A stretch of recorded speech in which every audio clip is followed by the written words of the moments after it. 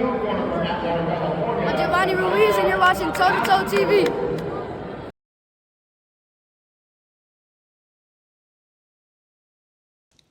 What's up, savages? This is Coach Chip, and you watching Toe to Toe TV.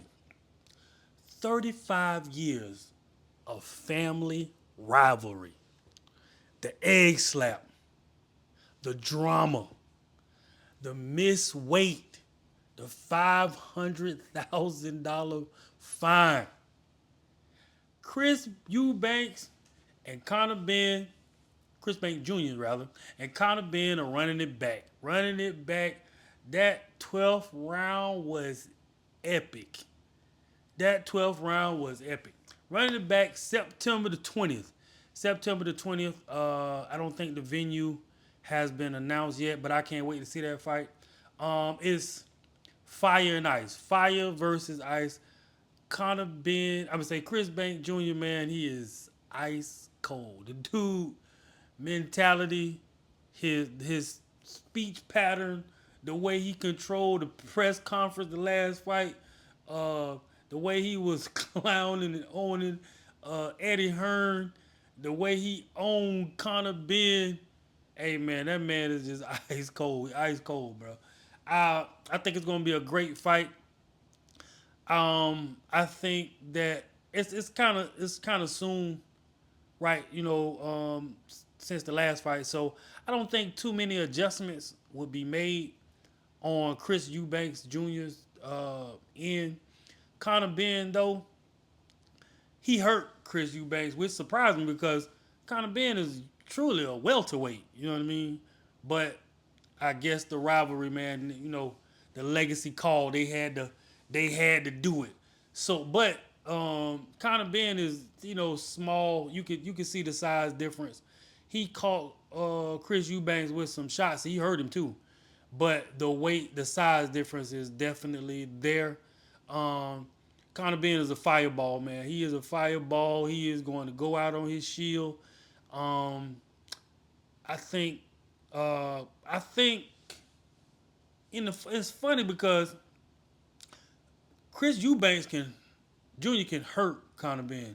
I think he can. I think he can get him out of there because Conor Benn has to be able to deal with Chris Eubanks Jr.'s jab. That jab was the key factor of keeping Conor Benn at bay, setting up Chris Eubanks' offense and defense. He was able to gauge Conor Benn a lot. Conor Benn had to do a lot of extra moves just to close the gap to finally get to Chris Eubanks. But once he got back on that jab, man, he started pumping that jab. I just thought Conor Benn was like way too easy to hit with that jab, especially considering the size advantage of Chris Eubanks Jr.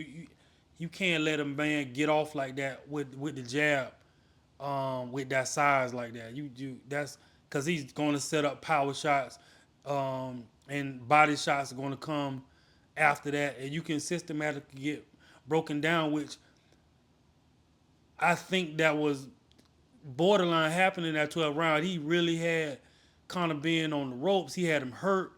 Conor Benn did a lot of smart things by holding Chris Eubanks, but Chris Eubanks was tired though, and he got caught with some punches because he was pumping the jab early. So I was like, okay, Conor Benn ain't got no answer for this jab, and then he was able to close the gap and get in there and catch Chris Eubanks with some good power shots that froze him. You know what I mean? That hurt him, but he wasn't able to. Conor Benn wasn't able to sustain a consistent offensive attack with Chris Eubanks by constantly closing the gap, breaking him down, being effective in the pocket, things like that. He was moving so much just to sustain the offensive, try to sustain rather offensive attack, or try to get around Chris Eubanks' jab and stuff like that. He was like doing a lot of stuff on the fly, and if he doesn't make those adjustments for better stopping the start with Chris Eubank's jab, he can get caught and he can get ugly. You know what I mean? Because um, he he got caught flush that last round, but Chris Eubanks looked like he was out of gas. He was looked like he was tired. You know what I mean? It was going. I thought Chris Eubanks was going back and forth unnecessarily with Conor. I guess because of the emotions, the build up, the hate. You know he was saying in one of the documentaries he was in a ring and he was watching the fight of his dad and Conor's dad, and he was saying, this is what's going to happen because um, Nigel Benn got stopped by Chris Eubank Sr. in the ninth round, and so Chris Eubank Jr. was saying that was going to happen. I think with him trying to knock Conor Benn out instead of just letting it come if it was there. Like I say, if you close enough to knock somebody out, you close enough to get knocked out. That's why Conor Benn was catching Chris Eubanks with a lot of shots, a lot of unnecessary shots because he was trying to knock him out. His jab was working perfectly. If he would have feinted and pumped his jab and then, start getting the power shots in little by little, Conor Benn would have been in some serious trouble. But he decided to stay in the pocket. His machismo.